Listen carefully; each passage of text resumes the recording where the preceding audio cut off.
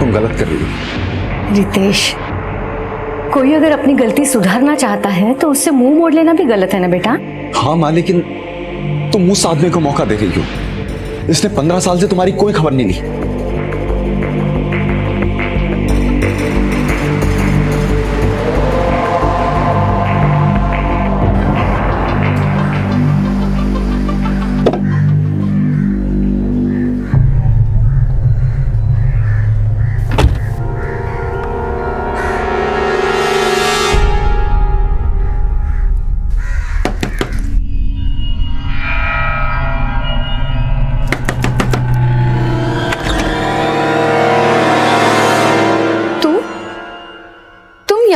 तुम्हारी जगह तो कई साल पहले ही ले ली थी, लेकिन तुम यहाँ किस मकसद से आई हो? उन्होंने खुद फोन करके बुलाया हमें यहाँ। अरे अंदर कहाँ जा रही हो? बाहर जाओ। जाने दीजिए हमें। अरे तू कांति जी। अरे कोई नहीं यहाँ। कांति जी, कांति जी।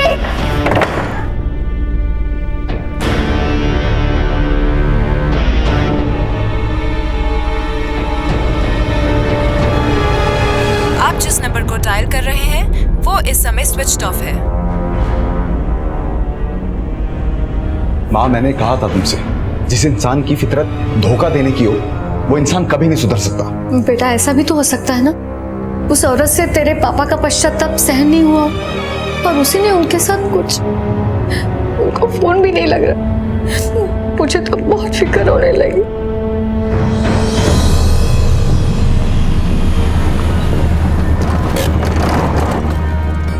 सर, एक कचरा बीनने वाले को कचरा बीनते समय एक आदमी का सर कटा मिला है। यहाँ आइए।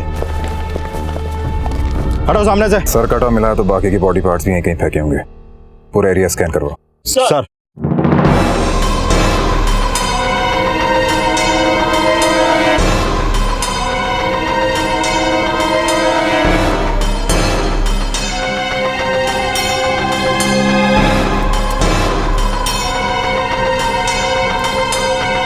सर, यहाँ आइए। सर,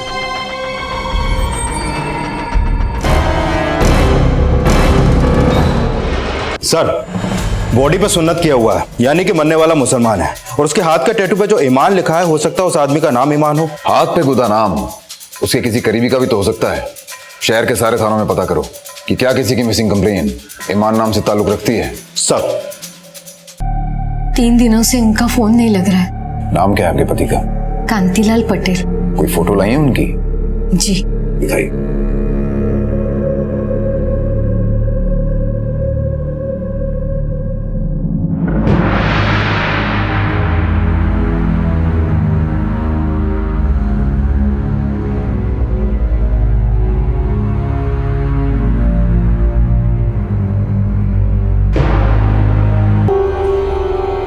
सर, इसका मतलब 2 मर्डर हुए। सर, कांतिलाल का है और धड़ किसी और का।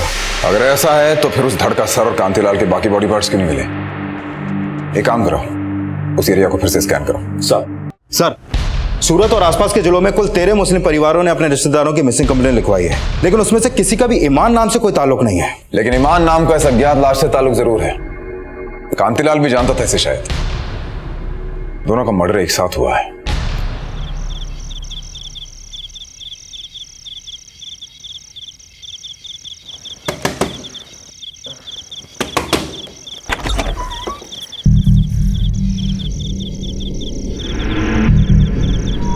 चलिए माना आप ईमान को नहीं जानती, लेकिन कांतिलाल का किनसे मिलना जुलना था? उनसे मिलने कौन लोग आते थे बताइए तो सही हमें प्लीज। मेरे पति मेरे साथ यहाँ नहीं रहते थे। फिर कहाँ रहते थे? दरअसल 15 साल पहले मुझे और मेरे बेटे को उन्होंने घर से बाहर निकाला था। पर साहब, उस बात का पछतावा हो गया था उन्हें। और कितनी परीक्षा लेगी जमुना? अब माफ भी कर दे मुझे। परसों 30 तारीख है, तू आएगी ना? मैं 30 तारीख को उनके पास गई थी, लेकिन मासूमा ने मुझे घर के अंदर घुसने नहीं दिया। मासूमा कौन? उनकी प्रेमिका थी, जिसके साथ कई सालों से रह रहे थे।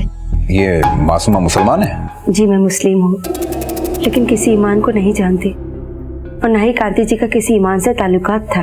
अगर सारे राज जानती हो उनके तो ये भी पता होगा ना कि उनका मर्डर किसने किया। वही जो उनसे नफरत करती थी। जमुना मैम की तरफ इशारा है तुम्हारा। हाँ, लेकिन उनका बेटा रितेश भी कुछ कम नहीं था। वो तो कांति जी के नाम से भी नफरत करता था। अगर तुम कांति से इतना प्यार करती थी तो तुमने उनकी मिसिंग कंप्लेन क्यों नहीं दर्ज करवाई?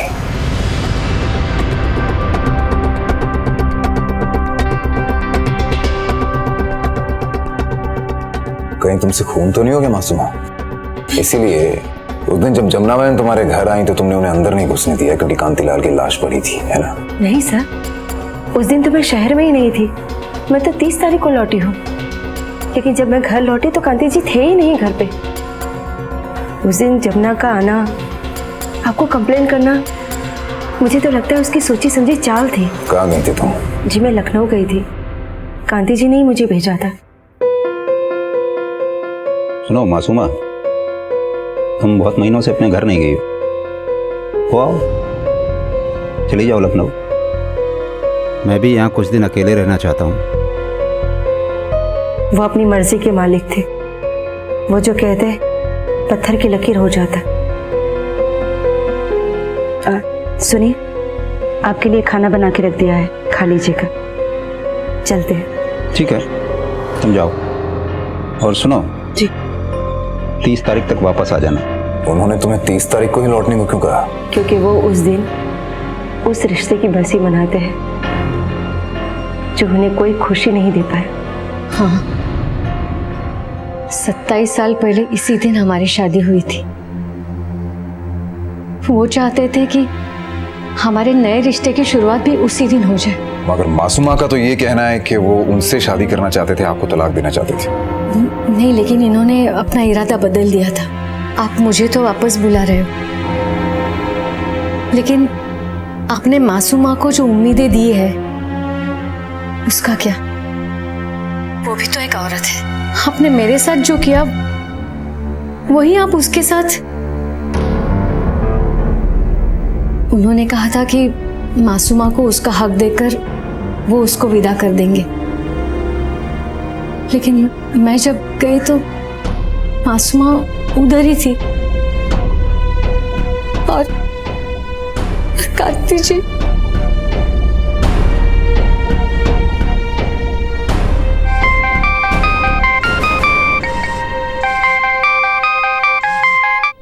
हेलो। क्या पूछा पुलिस ने?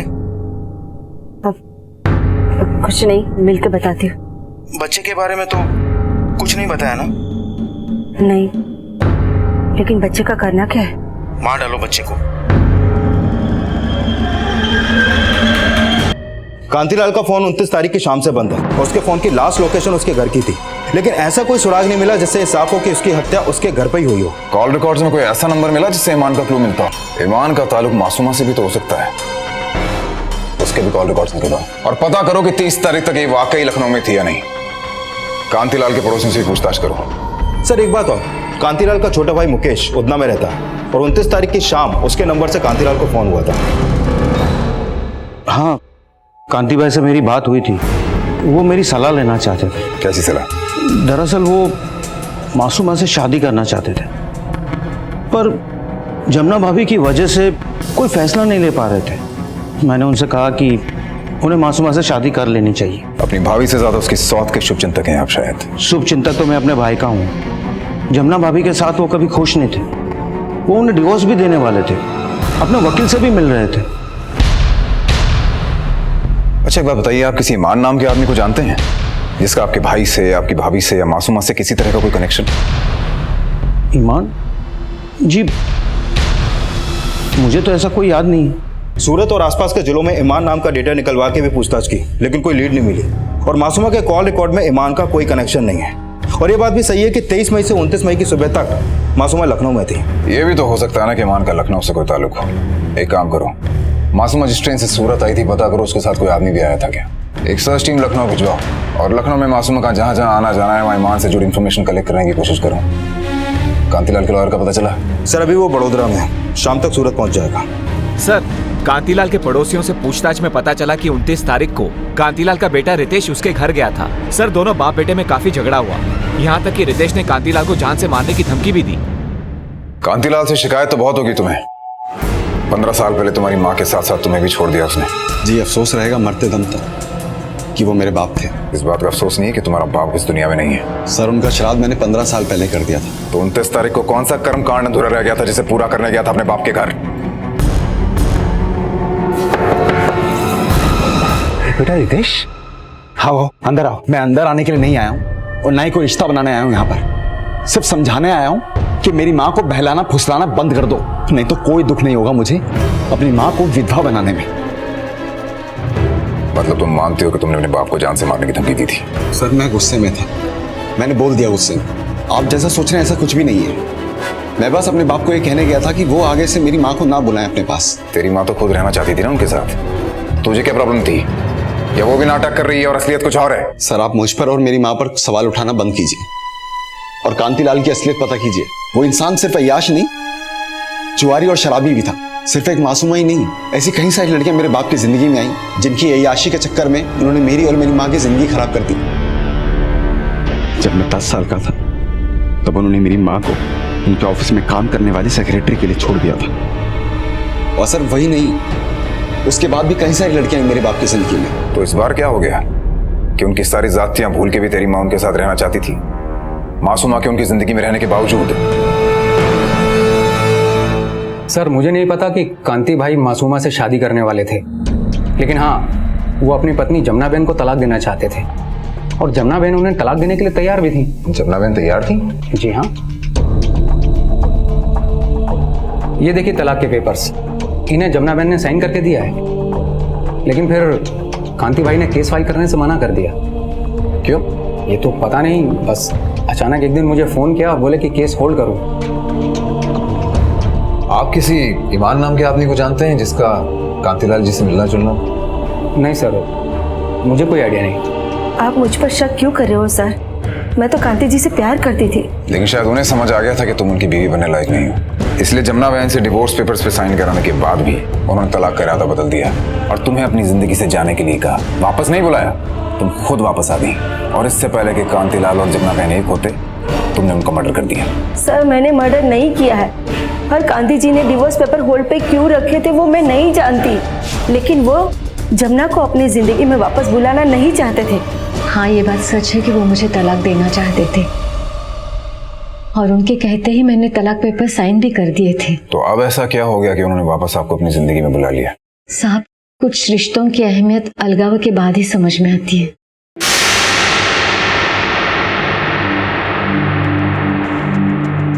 रिश्ता तो खत्म हो गया, लेकिन मैं तुम्हारी और रितेश की हर जरूरत को आप फिक्र ना करें, मैंने अपने बेटे रितेश को इतना काबिल बनाया है बुढ़ापे में अपने माँ का सहारा बन सके। तुम अब भी मुझसे कुछ मांगोगी नहीं? आज तक जिसने सिर्फ अपमान दिए, उनसे कुछ भी मांगकर अपनी ही नजरों में गिरना नहीं चाहती मैं। एक बार मैंने आपसे शराब छोड़ने की मांग की थी, आपने मेरा खाना बंद करवाया। आपके लिए तो मेरी भावनाओं को कोई मोल नहीं है और इसीलिए अलग होने का भी मुझे कोई मोल नहीं चाहिए। और अगले ही दिन उन्होंने मुझे फोन किया। हेलो जमुना, तुमने मेरा गुरूर पूरी तरह से तोड़ दिया है और मुझे 27 सालों बाद एहसास हुआ है कि दुनिया की हर औरत मर्द से ज़्यादा महान होती है। जमुना, मैं अब डिवोर्स केस फाइल नहीं कर रहा हूँ और मैंने तय किया है कि बाकी की ज़िंदगी तुम्हारे और रितेश के साथ गुजारूंगा। प्लीज़ जमुना, मुझे माफ़ कर दो, लौट आओ मेरे पास प्लीज़। 2 महीने पहले ही वो मुझे बुलाना चाहते थे, मैंने हाँ नहीं कहा। उनको आजमाने से डर रही थी, लेकिन लगातार वो प्रार्थना करते रहे। उन्होंने शराब तक छोड़ी, मैं मान गई, लेकिन हमारे रिश्ते पर ऐसा ग्रहण था कि हमारी किस्मत में अलग होना ही लिखा था। सर, मासूमा जिस ट्रेन से सूरत आई थी उसके रिजर्वेशन डेटा में ईमान का कोई लीड नहीं मिला और उसके आने जाने का टिकट खुद कांतिलाल ने अपने एजेंट से करवाया था। और सर तलाक के पेपर साइन करने के बाद कांतिलाल जमुना को सिर्फ कॉल ही नहीं बल्कि जमुना से मिलने उसके घर भी जा रहा था। जब कांतिलाल दोनों ही औरतों को भरोसा दे रहा था तो आखिर उसका भरोसा तोड़ा किसने? क्या रितेश ने, जो ये नहीं चाहता था कि उसकी मां कांतिलाल के पास जाए, या मासूमा ने जिससे जमुना बहन की वापसी बर्दाश्त नहीं हुई, या कांतिलाल और जमुना बहन के फोन कॉल्स और मुलाकातों का राज पश्चाताप नहीं कुछ और था? सर कांतिलाल की हत्या की वजह कुछ भी हो सकती है, लेकिन सवाल यह है कि उस आदमी की हत्या क्यों हुई जिसके हाथ में ईमान नाम का टैटू था। एक काम करो, पता करो कि कांतिलाल जहां जहां जाता था कहीं ये ईमान उसकी शराब और जुए का साथी तो नहीं था? कहीं कांतिलाल उसके मर्डर में बेकारी बलि का बकरा बन गया? और ये भी पता करो कि मासूमा के अलावा कांतिलाल के किन किन औरतों से चक्कर थे। हो सकता है उसकी अय्याशी उसके मर्डर का कारण बनी हो। क्या सोच रही है? एबॉर्शन करवा ले। मैंने इस शहर में अबॉर्शन करवाया ना तो पुलिस को पता चल जाएगा, और शहर से बाहर गई तो पुलिस को मुझ पर शक हो जाएगा। तुम्हारी वजह से मैं न घर की रही न घाट की। देख, मुझे मत कोस और एबॉर्शन करवा ले। अगर पुलिस पूछे तब बता देना कि ये बच्चा कांति भाई का था। पुलिस बेचारी और लाचार समझकर तुझे छोड़ देगी।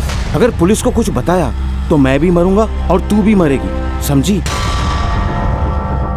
सर लखनऊ में मासूमा और ईमान का कनेक्शन ढूंढने के दौरान एक बात पता चली है। क्या बात पता चली? 2 महीने पहले भी मासूमा लखनऊ में थी और वहां के सर्वोदय हॉस्पिटल में एडमिट थी।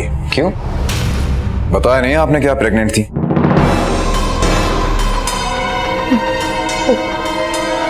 कैसे बता दी? जिनका बच्चा था वही नहीं रहे तो मैंने अबॉर्शन करा लिया। अबॉर्शन करा लिया? जी। कांति का ही बच्चा था? और किसका होगा? पक्का? आप एक ही सवाल बार बार क्यों कर रहे हैं? क्योंकि वो कांति का बच्चा नहीं था। लखनऊ के सर्वोदय हॉस्पिटल में भर्ती हुई थी ना आप, IVF के जरिए प्रेग्नेंट हुई। कांति से भी यही झूठ बोला था ना तुमने कि वो उसका बच्चा था?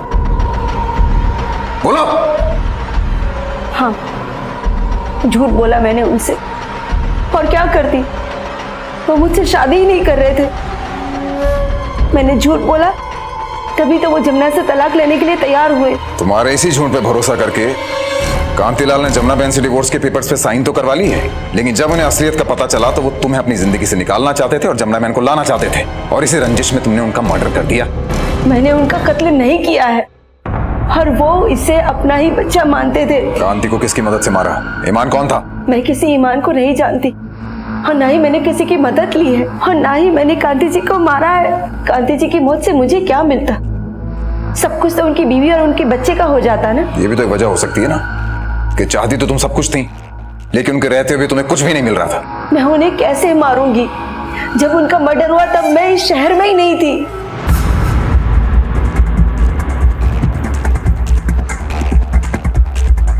इस औरत पे नजर रखो, ये अब भी हमसे बहुत कुछ छुपा रही है। सर, कल बड़ौली पुलिस को नदी के किनारे कटा हुआ सर मिला है। काफी छानबीन करने के बाद भी उसकी बॉडी नहीं मिली। तुरंत फॉरेंसिक टीम से कांटेक्ट करो और पता लगाओ कि ये सर उस ईमान के टैटू वाले धड़ से मैच तो नहीं करता है। स्केच भी बनवाओ उसका। सर पुलिस एक तरफ ये पता लगाने की कोशिश कर रही थी कि हाल ही में मिला कटा सर क्या उस धड़ के DNA से मैच करता है जिसकी बाजू पे ईमान नाम का टैटू था, और दूसरी तरफ कांतिलाल की हत्या से जुड़े रहस्यों का भी पता लगाया जा रहा था। और फॉरेंसिक रिपोर्ट से आखिरकार पुलिस उस पड़ाव पर पहुंच गई जहां से कांतिलाल के साथ मिली अज्ञात लाश की पहचान करना आसान हो सकता था। सर फॉरेंसिक रिपोर्ट के मुताबिक ये कटा हुआ सर उस धड़ से मैच करता है जिसपे ईमान लिखा हुआ था। हालांकि सर काफी डिकम्पोज हो चुका है, लेकिन स्केच आर्टिस्ट ने उस सर का एक स्केच तैयार किया है। ये देखिए सर। इस स्केच को पिछले दिन हुई सारी मिसिंग कंप्लेंट से टैली करो।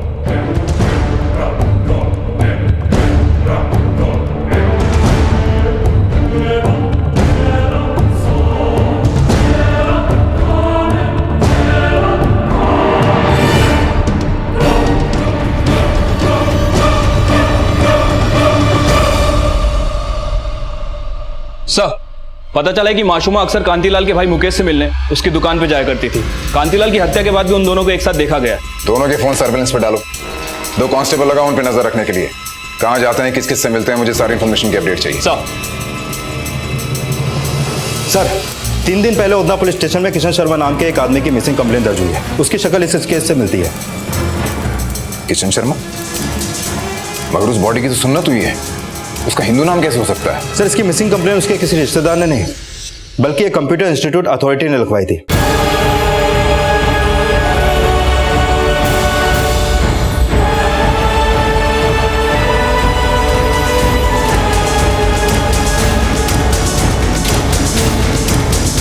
सर किशन शर्मा बैचलर था, वो अकेला रहता था, उसके आगे पीछे कोई नहीं था, इसलिए मैंने मिसिंग कंप्लेन लिखवाई।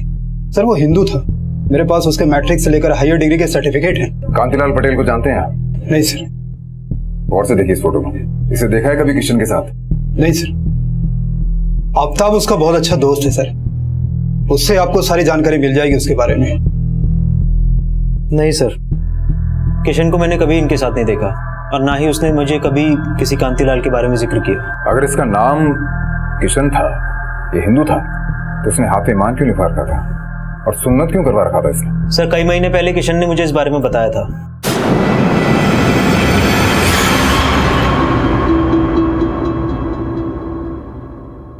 ईमान? तू फितरत से बेईमान है, ये हाथ पे ईमान क्यों लिखवा रखा है? क्या हुआ, तेरा चेहरा क्यों उतर गया? ईमान मेरा पहला प्यार थी, मैं शादी करना चाहता था उसके लिए मैंने अपना धर्म भी बदल लिया, कृष्ण से कामिल बन गया, लेकिन उसने मुझे छोड़ दिया। लेकिन ये निशानी मरते दम तक मेरा साथ नहीं छोड़ेगी। और उसने मुझे बताया कि ईमान की शादी किसी और से हो गई थी, बस इसके अलावा उसने और कुछ नहीं कहा। किन लोगों से मिलना जुलना था उसका? किसी से कभी कोई लड़ाई झगड़ा हुआ था? नहीं सर, वो तो यारों का यार था, लेकिन थोड़ा अय्याश भी था। क्लब, डिस्को, लड़कियां, सिगरेट, दारू सब उसके शौक थे। कभी उसके घर जाता था तो कोई ना कोई लड़की वहां से निकल रही होती थी। ये देखकर लगता नहीं कि तूने जिंदगी में कभी किसी सच्चा प्यार किया होगा। जब से ईमान ने मुझे धोखा दिया है ना, तब से किसी भी लड़की की मेरी आंखों में कोई इज्जत नहीं। सर मैंने किशन और कांतिलाल दोनों के कॉल रिकॉर्ड चेक किए, इन दोनों के बीच कभी कोई कॉल नहीं हुई। मतलब कांतिलाल और किशन की हत्या का आपस में कोई लिंक नहीं है, ये दोनों अलग केस है? सर मुझे भी यही लग रहा है। किशन के कॉल रिकॉर्ड के मुताबिक उसे लास्ट कॉल एक सुषमा नाम की लड़की ने किया था, जो 2 महीने पहले तक उसी इंस्टीट्यूट में पढ़ रही थी जहां पर किशन टीचर था। और जब से किशन का फोन बंद है, उसका भी फोन बंद है।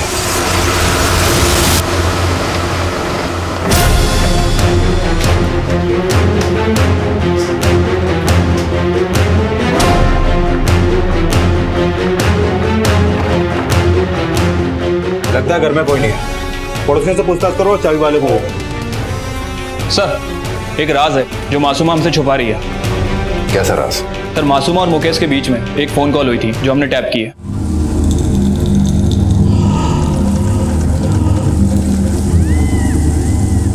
मना किया था ना मुझे फोन मत करना, क्यों बार बार घंटी बजा रही है? लेकिन की ऐसी तैसी। अब ना ही मुझे फोन करना, ना मुझसे मिलने की कोशिश करना, समझी? मासूमा को लेके आओ। सर अगर अब भी तुमने सच नहीं बोला तो सोच लो, फिर बहुत मुश्किल हो जाएगी तुम्हें।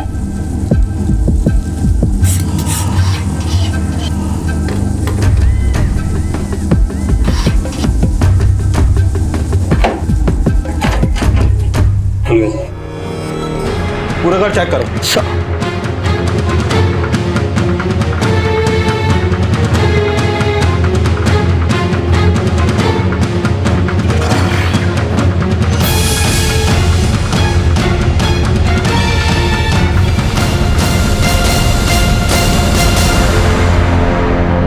किसका था? मुकेश का?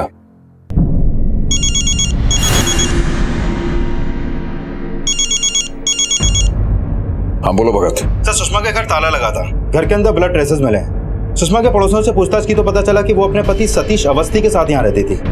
घर कई दिनों से बंद है और दोनों हस्बैंड वाइफ का फोन भी बंद है। मतलब मियां बीवी किशन की हत्या करके फरार हैं। दोनों के फोन सर्वेलेंस पे डालो।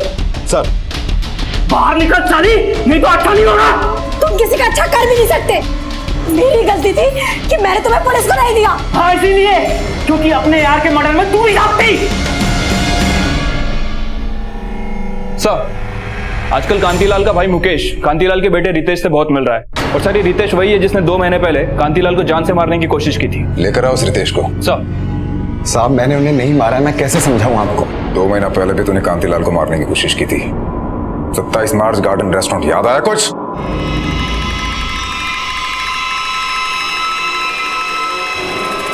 साले धोखेबाज, धोखेबाज! अरे भाई क्या कर रहा है? क्या हुआ भाई? साहब, मैं उस इंसान से नफरत करता था। मेरी माँ को डिवोर्स देने के बाद भी वो उनसे मिलते रहे, उन्हें फोन कॉल करते रहे।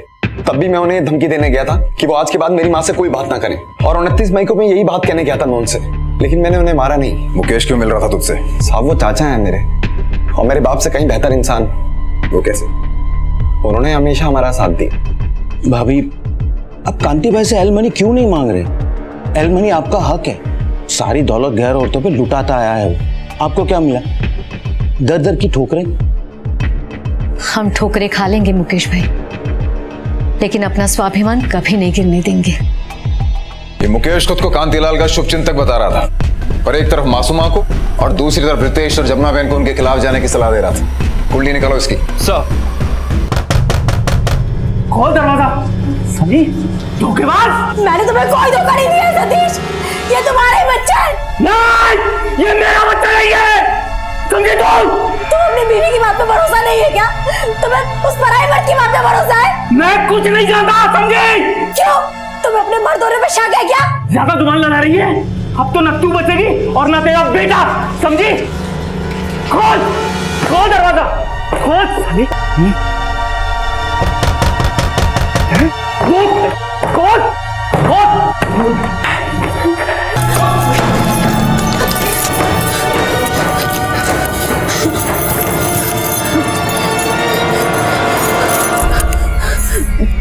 सर, सुषमा का फोन ऑन हुआ है, उसकी फोन लोकेशन ट्रेस हो गई है। टीम लेके पहुंचा वहां। सर,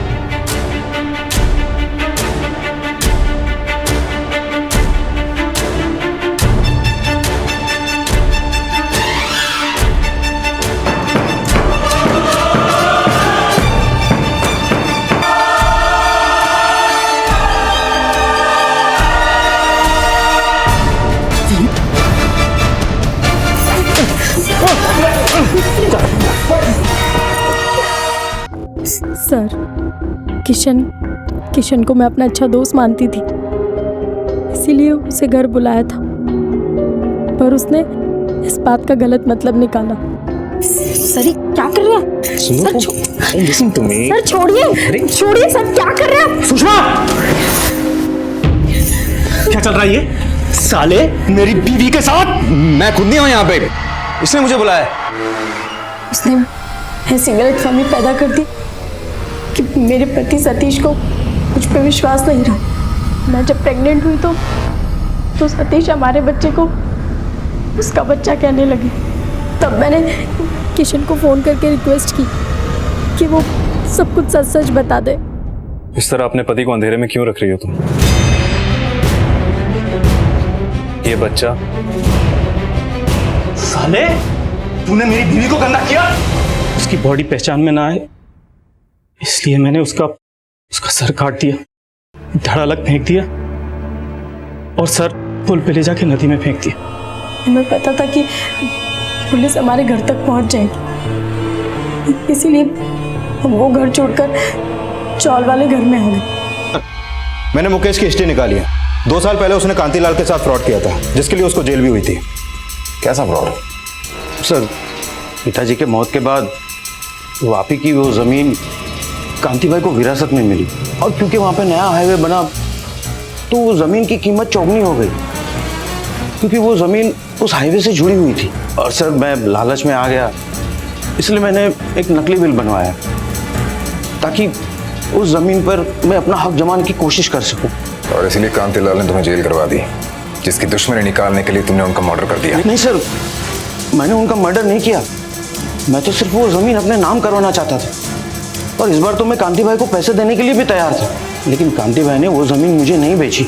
इसलिए मैंने सोचा कि मैं मासूमा को यूज करूं, और मासूमा इस बात से परेशान थी कि कांति भाई उससे शादी नहीं कर रहे थे। तो मैंने मासूमा को आइडिया दिया कि वो प्रेग्नेंट हो जाए, ताकि कांति भाई जमुना बहन को डिवोर्स दे दे और उसे एलिमनी देने के लिए उन्हें पैसे देने पड़े, ताकि कांति भाई मजबूर होकर वो जमीन मुझे बेच दे। लेकिन ना जमुना बहन ने एलिमनी मांगी ना कांतिलाल ने मासूमा को छोड़ा, इसलिए तुमने। नहीं सर, मैंने उसका मर्डर नहीं किया सर। कांति भाई तो खुद मुझे वो जमीन बेचने के लिए तैयार हो गए थे।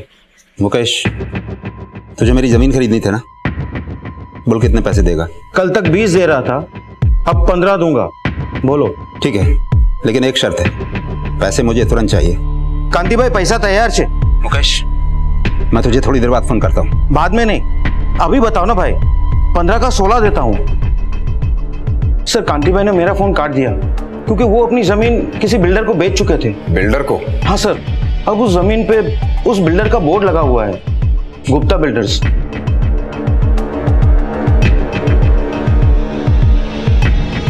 सर, जिस जमीन के बारे में कांति के भाई मुकेश ने हमें बताया था, उस जमीन पर कुछ दिन पहले ही गुप्ता बिल्डर ने अपना बोर्ड लगाया है। जमीन के आसपास की दुकान वालों ने बताया कि कांति की हत्या के अगले दिन गुप्ता बिल्डर ने वहां पर भूमि पूजन किया था। लेकिन सर, कांति के बैंक अकाउंट में पिछले कई हफ्तों से सिर्फ 85,000 रुपए पड़े हुए हैं और ना ही उसके घर में कोई कैश मिला है। कहीं ऐसा तो नहीं कि कांतिलाल गुप्ता बिल्डर्स के किसी फ्रॉड का शिकार हुआ और इसलिए उसकी हत्या की गई? कांतिलाल? सर, मैंने जमीन कांतिलाल से जब खरीदी नहीं तो मैं उसके साथ फ्रॉड कैसे कर सकता हूँ? मुझे तो ये जमीन अदिति शाह ने बेची थी। ये देखिए उस जमीन के कागजात।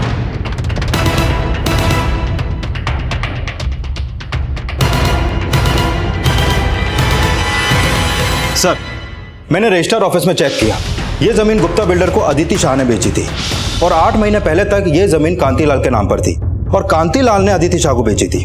मुकेश को लेके आओ। सर, मैं झूठ नहीं बोल रहा हूँ। 1 महीने पहले कांति भाई ने खुद मुझे फोन करके वो जमीन खरीदने को कहा था। लेकिन जब कांतिलाल 8 महीने पहले ये जमीन अदिति शाह को बेच चुका था तो 1 महीना पहले तुम्हें बेचने को क्यों कहेंगे? सर, मुझे नहीं पता कांति भाई ने मुझसे झूठ क्यों बोला। उन्होंने खुद मुझे फोन किया था। जब तक सच ना बोले तोड़ते रहो इसे। सर बोलो। सर, एक बात पता चल गया, मैंने कांतिलाल के बैंक लॉकर खुलवाए थे, उसमें एक विल मिली है। ये विल 2 महीने पुरानी है, जिसमें लिखा है कि उसके मरने के बाद उसकी सारी जमीन उसके बेटे रितेश के नाम होगी। अगर ये विल कांतिलाल ने 2 महीने पहले बनाई है तो ये जमीन अदिति शाह के नाम कैसे हो सकती है पिछले 8 महीने से? इसका मतलब अदिति जो कोई भी है उसने कांति के साथ फ्रॉड किया है। नहीं सर, ये फ्रॉड अदिति शाह ने नहीं बल्कि उसके पति विष्णु ने किया है, जो कांतिलाल का वकील है। बताता हूँ सर, बताता हूँ सर। कांति भाई मुझ पे बहुत भरोसा करते थे। मुझे लगा कि उन्हें बेवकूफ़ बनाना आसान है, तो मैंने पुरानी डेट के स्टैम्प पेपर्स खरीद के सौदे के पेपर्स बनवा लिए और फिर धोखे से उन पे कांति भाई के साइन भी ले लिए और फिर मैंने वो ज़मीन अपनी बीवी के नाम करवा दी सर। फिर सर, थोड़े दिन पहले मुझे कांति भाई ने बताया कि वो ज़मीन को बेचकर उसके थोड़े से पैसों से मासूमा के लिए घर ले लेंगे और फिर जमुना बहन को भी वापस बुलवा लेंगे। लेकिन सर, उन्हें नहीं पता था कि वो ज़मीन में पहले ही गुप्ता बिल्डर को बेच चुका हूँ सर। लेकिन सर, मुझे पता था कि एक दिन उनको मेरे इस फ्रॉड का पता चल जाएगा, लेकिन मैं उसके लिए भी तैयार था सर। साले विष्णु हरामखोर दगाबाज, तूने अपने दोस्त की पीठ पे खंजर भोंका। पहले पीठ पे घोंपा था, अब सीने पे घोंपूंगा। जिस रिश्ते को पटरी पर आने में 27 साल लगे हों, वो रिश्ता नई शुरुआत से पहले ही बिखर जाए तो उसका मलाल उन शिकायतों से ज्यादा होता है जो कभी उस रिश्ते के बिगड़ने की वजह बना था। और जिस रिश्ते को बचाए रखने की गुंजाइश ही खत्म हो जाए, उस रिश्ते को मौका देना अपने पैरों पर कुल्हाड़ी मारने जैसा ही होता है।